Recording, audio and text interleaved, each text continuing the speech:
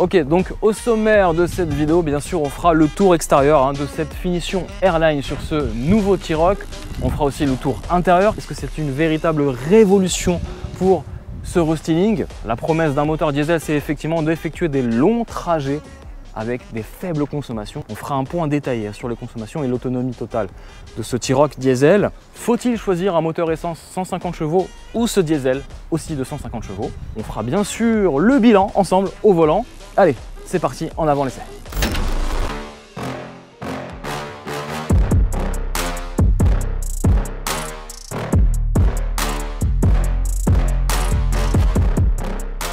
Avant même de commencer cette vidéo, de faire le tour extérieur, je voulais quand même vous parler du prix final et on rentrera dans le détail des options, des prix, etc.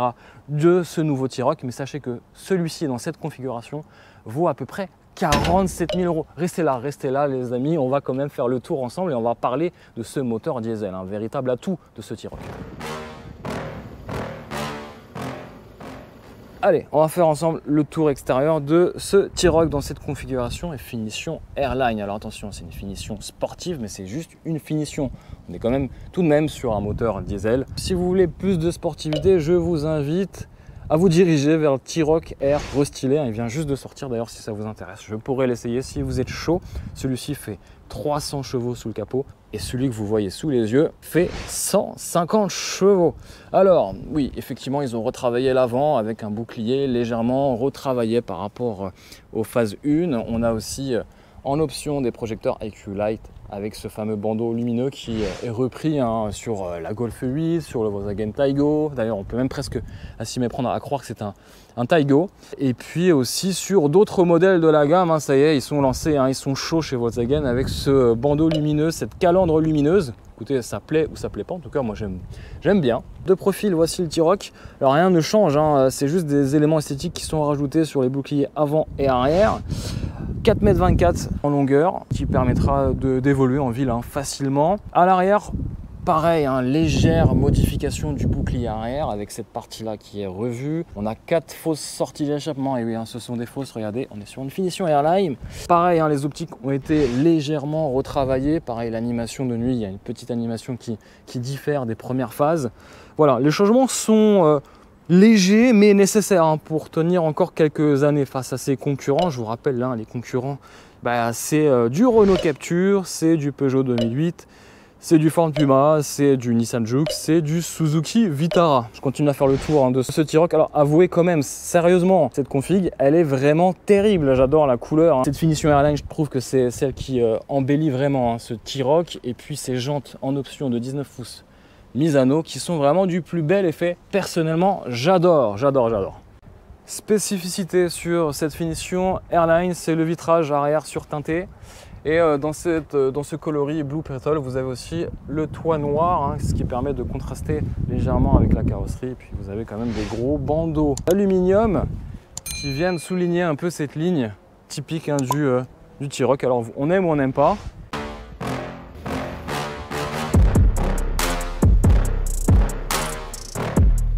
Ok, bon, on va faire ensemble le tour des options. Alors, je vous rassure, il n'y a pas de souci, c'est juste que l'arrosage automatique s'est déclenché, du coup, c'est de l'eau, c'est pas autre chose. Alors, ces belles jantes Misano de 19 pouces, elles vont embellir clairement votre T-Roc. Par contre, elles vont dégrader un peu en confort, ça c'est sûr. C'est des jantes qui valent à peu près 670 € pour ces jantes. Bon. Mais suivez-moi, à l'avant, on a ces jolis projecteurs IQ Light, vous voyez ? C'est une option qui vaut 775 € pour ces projecteurs IQ Light. Et puis le clou du spectacle, c'est cette teinture très spécifique qui s'appelle bleu pétrole, qui vaut très cher, clairement. Là chez Volkswagen, ils se sont lâchés une peinture qui vaut plus de 1200 € avec l'effet toit noir. Ils sont joueurs aussi chez Volkswagen. Moteur diesel encore en 2022, ils sont là. Sachez aussi que j'ai essayé la version cabriolet de ce T-Roc. Je sais que ça fera pas beaucoup de ventes, clairement on le sait. Certains le trouvent très laid, certains le trouvent très cool. En tout cas, si vous voulez voir l'essai, il existe sur ma chaîne. Ok, on va parler 2 petites secondes des prix sur ce nouveau T-Roc. Alors malheureusement les prix ont augmenté hein, cette fois-ci, il est en entrée de gamme à peu près autour des 28 000 €, petite motorisation et la plus basse définition. Dans cette version bien équipée quand même, puisqu'on a une finition Airline, un moteur diesel, celui-ci démarre dans cette finition à partir de 42 000, 43 000 €. Il faudra rajouter quelques options pour avoir une belle couleur, des belles jantes, etc. etc. Il faudra rajouter 2 800 € pour avoir quelques options. Voilà, donc déjà dites-moi un petit peu qu'est-ce que vous en pensez hein, de ce tour extérieur de ce nouveau T-Roc restylé. À vous de me dire déjà en commentaire, n'hésitez pas à débattre, avec bienveillance bien sûr. Nous on passe à l'avant.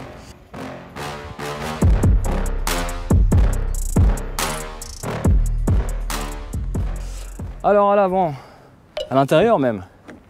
Alors déjà, changement d'ambiance, hein. Fini le plastique dur. Je pense que Volkswagen, ils ont compris toutes vos critiques. On a été aussi les premiers, même sur le T-Roc R, à souligner l'abus de plastique dur. À ce niveau de tarif, c'est clairement injustifié. Donc c'est vrai qu'ils auraient dû sortir la phase 1 dans cette finition. On verra en détail qu'est-ce qui change par rapport à la phase 1. Donc effectivement, hein, je vous l'ai dit en début de vidéo, les prix sont en hausse. Alors est-ce que c'est justifié ou pas? Vu la situation aujourd'hui du marché automobile, tout le monde augmente ses prix. Donc ça, c'est encore une autre affaire, mais autant vous dire que avoir aujourd'hui une voiture, c'est presque un objet de luxe, clairement. Hein. Vu les prix, c'est complètement déraisonnable. Ça, c'est encore un autre débat. Parenthèse fermée, on revient sur les finitions. Bon, plastique dur qui prend aussi les traces. On a un seuil de porte, pas rétro-éclairé, mais un seuil de porte siglé du logo R. Attention, c'est pas un T-Roc R. Là, grosse révolution, c'est qu'on a des accoudoirs de porte avec du simili-cuir moussé, une surpiqûre. Bon, écoutez, on va pas s'extasier non plus, hein. Ça aurait dû être le cas sur la phase 1, ça n'a pas été le cas. Là, Volkswagen rattrape le retard. On salue l'effort, mais il y a quand même du plastique dur un peu partout. On est sur un T-Roc, on n'est pas sur un Touareg aussi. On a quelques éléments voilà, laqués qui rend bien. On a un petit bandeau lumineux aussi de nuit qui rend bien, mais pour le moment, je n'ai pas trouvé l'option qui permettait de changer la couleur d'ambiance. Donc c'est très léger en termes d'éclairage d'ambiance à l'intérieur. On arrive sur, pour moi, l'atout majeur de cette finition, c'est clairement ces sièges. On l'a pu le voir sur la Polo, sur le Taigo en finition Airline. Ce sont des sièges qui sont à la fois très confortables sur les longs trajets, ça c'est pas mal. Hein. Vous n'allez pas avoir de mal de dos, ça change par rapport aux anciennes générations de Tiguan ou avec des finitions sportives où on avait mal au dos avec la fermeté des sièges. Là, vous avez des bons sièges avec un bon maintien, un peu d'Alcantara sur les parties extérieures du siège avec ici un petit bandeau décoratif en tissu, pédalier en aluminium, nouveau volant, d'accord, avec une jante assez épaisse, avec un petit méplat, siglé du logo R, pareil, hein, il joue pas mal entre les effets sportifs et les finitions sportives. Ouais. Alors, dans le détail, attention, j'allume, mais là voilà, on a une nouvelle instrumentation à bord, on a un écran digital cockpit présent sur tous les T-Roc, hein, même les plus basses finitions, donc ça c'est plutôt pas mal, d'où peut-être le prix, la hausse des prix justifiée ou pas, encore une fois. Volant, pratique, pas forcément, parce qu'effectivement maintenant on a plein de blocs sensitifs. Ici on a le régulateur de vitesse, et je vous avoue que je galère pas mal et des fois je me trompe entre le volume, parce que tout ça c'est sensitif, et les distances de sécurité sur le régulateur adaptatif. Bref, c'est un peu le bordel pour moi. En tout cas, moi j'ai les doigts qui sont pas du tout faits pour ça, peut-être que vous oui. Pareil de ce côté-là, pareil quand on veut changer les vues, quoi que ce soit. Parfois on peut se tromper entre, parce on sent même plus les boutons, et dès qu'on touche dessus, bah, on agit sur une action. Bon, voilà, ça serait peut-être à revoir sur les prochains T-Roc et les prochaines Volkswagen. La même chose, hein, on a ce nouveau bloc de réglage de climatisation. Pareil, il faut s'habituer. Moi, mes doigts sont pas du tout faits pour ça. Et le problème, c'est que quand je veux mettre Waze, regardez, hop, je le mets là. Et voilà, il vient de désactiver la clim. Ça, c'est vraiment gênant. Donc, je dois la réactiver ou réactiver la ventilation. Donc, clairement, voilà, demain, s'ils doivent changer quelque chose, c'est vraiment ce bloc sensitif. Hein. Je pense que c'est souci d'économie d'échelle où ce bloc existe du coup de la Polo jusqu'à la Golf, même au Tiguan. Bon, c'est bien, c'est technologique, mais pas forcément pratique. Le mode de conduite, bon, le mode éco, c'est le mode que j'utilise tout le temps pour faire des économies d'énergie et arriver à des consommations qui sont proches des 4,5 litres au 100. Ça, c'est mon record. Après, l'instrumentation, je ne vais pas vous dire que c'est la plus rapide. Par contre, ils ont pensé sur cette version à mettre des boutons physiques sur le bouton. Donc, vous avez vu, j'ai pas à chercher où est le bouton sensitif pour régler le volume de la radio. Quand même, grosse révolution. C'est pas du plastique, c'est une planche de bord moussée avec une petite surpiqûre. Ça, tant mieux. Pareil, ici, c'est valorisé avec... Alors, c'est quand même du plastique, mais ça présente quand même mieux que les premières phases du T-Roc. Après, il y a un petit accoudoir. Il est vraiment mini. On peut y ranger quelques bricoles, comme des lunettes de soleil, des papiers, mais ça ne sera pas énorme. Ici, on a le frein à main électrique, l'auto-hold, le démarrage sans clé, 2 prises USB-C, bien sûr ce pommeau de vitesse avec lequel vous allez plutôt le laisser en mode automatique, hein, c'est une boîte DSG7.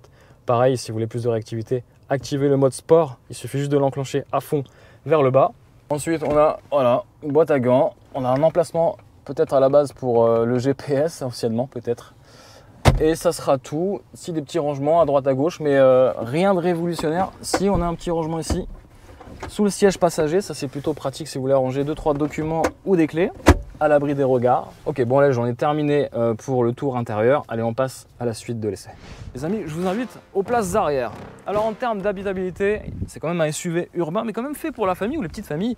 Accessibilité aisée hein, finalement, puisqu'on a de l'espace devant les genoux aussi, hein, au garde-toit, assez raisonnable, assez correct. On a à la fois des sièges qui sont quand même bien raffinés avec ce petit Alcantara, avec un tissu central, surtout le moelleux des sièges. Hein. Ça a beau être une finition Airline, la sellerie vraiment préserve vos lombaires, votre colonne vertébrale, bref, vous n'allez pas avoir mal au dos, même à l'arrière. Réglage ici de la ventilation, elle se fait uniquement sur on-off, clairement.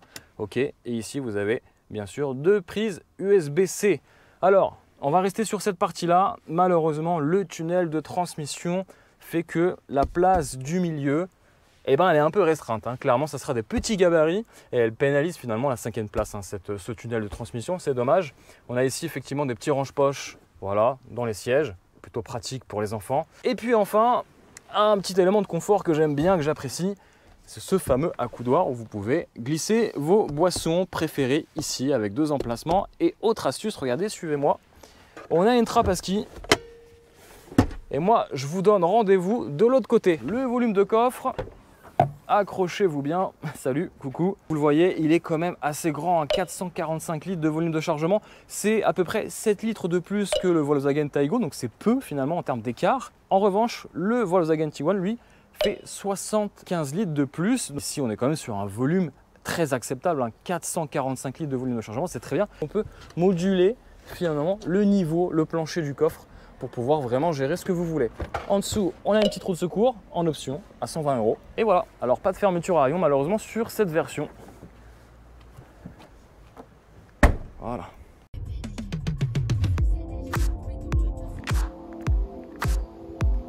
Ok, je vous invite à voir qu'est-ce qui se cache sous ce capot. Allez, suivez-moi. Malheureusement, pas de vérin. Moteur 4 cylindres, diesel 2 litres de cylindrée qui fait donc 150 chevaux et 360 Nm de couple. Ça, c'est plutôt l'atout majeur de ce diesel, c'est vraiment l'abondance de couple à bas régime.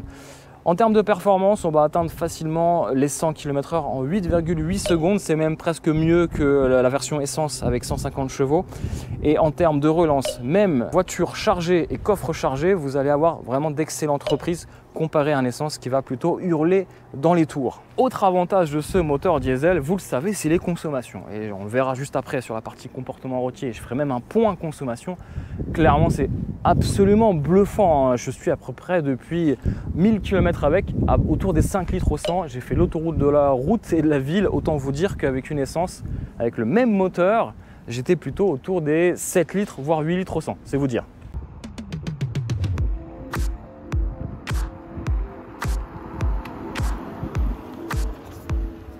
Alors, on va d'abord parler du comportement routier. Je vous rassure, ça va être très rapide. Hein. Il s'agit d'un SUV compact. Pour la famille, principalement, on n'est pas sur la version la plus sportive. Hein. Bien entendu, je fais référence au T-Roc R. Je me suis mis en mode normal avec la boîte d'abord en mode normal. Hein. Boîte D, ou sinon vous avez le mode sport avec la boîte DSG7. Au premier abord, c'est vrai qu'en termes de tenue de route, c'est plutôt pas mal. On a quand même des jantes sport de 19 pouces assez larges avec un bruit de roulement sur autoroute qui est pas anodin quelque part en termes d'acoustique puisqu'il participera quelque part au bruit de roulement. Clairement, c'est pas une voiture de rallye, hein. On n'est pas là pour faire tomber les chronos. Donc ça tient plutôt bien la route, direction est plutôt précise, le freinage, il y a du bon mordant. On a bien sûr un peu de prise de roulis, alors un peu moins avec ces jantes à taille basse puisque le flanc est assez réduit, assez étroit, donc du coup ça participe finalement à une précision de conduite. Alors sur le confort, parlons-en. Alors il y a deux niveaux de lecture. Il y a d'abord la sellerie Airline qui est plutôt confort. On a une mousse bien moelleuse et puis ensuite on a les suspensions du châssis qui sont quand même un peu plus fermes. En plus de ça, je vous le disais tout à l'heure, là on ressent tout de suite les aspérités de la route à cause de ces fameuses jantes de 19 pouces. Il faudra choisir entre le confort ou le design, l'allure de ce T-Roc. En tout cas, c'est vrai qu'il a une belle allure, une belle prestance sur la route. En tout cas, moi, ça me dérange pas du tout. En tout cas, ces jantes de 19 pouces, moi, j'aime bien ressentir un peu la route et le feeling un peu avec la voiture. Donc ça, c'est plutôt une bonne nouvelle. Donc si vous avez une conduite un peu dynamique, ça pourra vous permettre de vous sentir un peu mieux au volant de ce T-Roc. Alors, petit point rapide sur les consommations, même si je l'ai déjà dit tout à l'heure dans la vidéo, ça c'est vraiment le point fort de ce diesel, c'est des consommations. Vous avez beau être sur autoroute, vous êtes à 5,5, 5,7 litres au 100, vous êtes en ville, vous êtes à peu près à 6,5 litres au 100, puis vous êtes sur route départementale ou nationale, et là vous frisez les 4 litres au 100, clairement, et vous pouvez faire 900 km à bord avec un seul plein de 50 litres. Ça c'est plutôt la bonne nouvelle de ce diesel, et on les aime.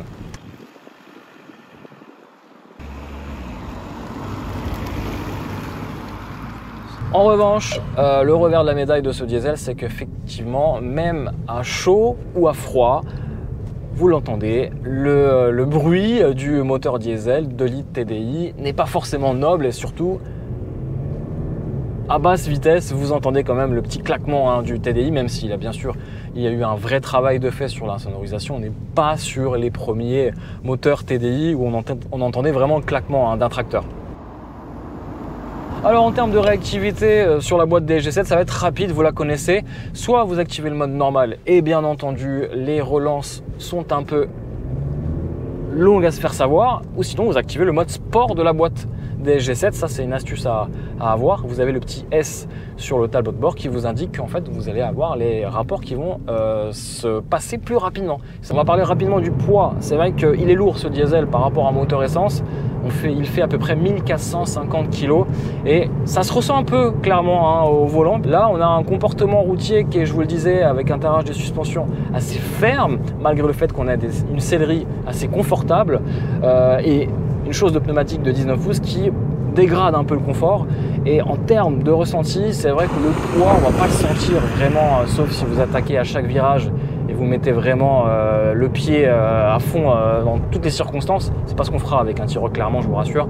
Mais c'est vrai que le poids se fait ressentir par rapport à un essence. On sent qu'on a à peu près une centaine de kilos supplémentaires. Et puis la lourdeur et l'inertie du moteur diesel se fait ressentir. Donc encore une fois, quand vous roulez avec un diesel, roulez sur le couple et non pas dans les tours. Donc en termes de motorisation, si vous vous posez la question entre une essence, un diesel, il n'y aura pas d'hybride sur le T-Roc, pas pour le moment en tout cas, ou bien le T-Roc Air, ça sera en fonction de vos besoins. Si vous faites beaucoup de routes, d'autoroutes, de longs trajets, c'est vrai que favoriser quand même le moteur diesel, même si on sait que le moteur diesel est voué à disparaître et donc forcément avec une décote assurée dans quelques années sur le marché de l'occasion. Pour le moment, il se vend encore, il se vend aussi encore bien en occasion, donc si vous voulez vraiment en profiter, vous pouvez le faire, peut-être aussi sur des financements peut-être plus agiles comme la location, la LOA, la LLD, voilà. Sinon, si vous faites entre mixte, route et ville, prenez plutôt le moteur essence que j'ai eu la chance d'essayer sur la version cabriolet. Alors le 3 cylindres 110 chevaux est plutôt pas mal de couple, surtout à bas régime. Le problème c'est que c'est sur route et autoroute, il va fortement consommer et l'agrément moteur n'est pas forcément agréable. Donc si vous êtes plutôt amené à partir en vacances, ponctuellement bien sûr, prenez peut-être le moteur essence 4 cylindres 150 chevaux que j'ai eu l'occasion d'essayer sur le T-Roc cabriolet, qui est plutôt pas mal, qui est plutôt polyvalent. Il consomme un peu effectivement, mais sur autoroute vous allez être autour des 6,5 litres au 100, c'est-à-dire quasiment 1 litre de plus que ce moteur diesel. Et puis en ville pareil, vous serez toujours entre 1 voire 1,5 litre voire 2 litres de plus qu'un moteur diesel. Mais ça, vous le savez, le moteur diesel, on ne pourra jamais les battre, peut-être demain avec les futures hybridations, avec une autonomie beaucoup plus impressionnante qu'aujourd'hui. On va se mettre en mode sport, c'est parti.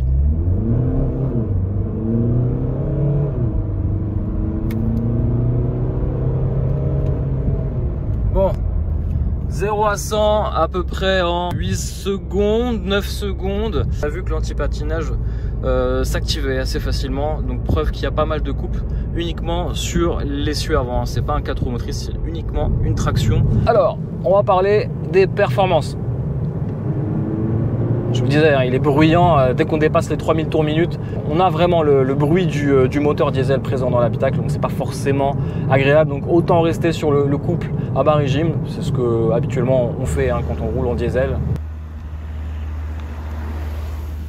Ok, ça y est, l'essai de ce Volkswagen T-Roc est terminé. J'espère que ça vous a plu. Si c'est le cas, n'hésitez pas à mettre le petit pouce et donner vos avis avec bienveillance en commentaire de cette vidéo. Et moi, je vous dis à très vite pour de nombreuses aventures sur la chaîne Vlog Cartation. D'ailleurs, si tu n'es pas abonné, vilain petit canard, abonne-toi tout de suite. Allez, moi je vous dis à très vite pour de nombreuses aventures. Ciao, ciao.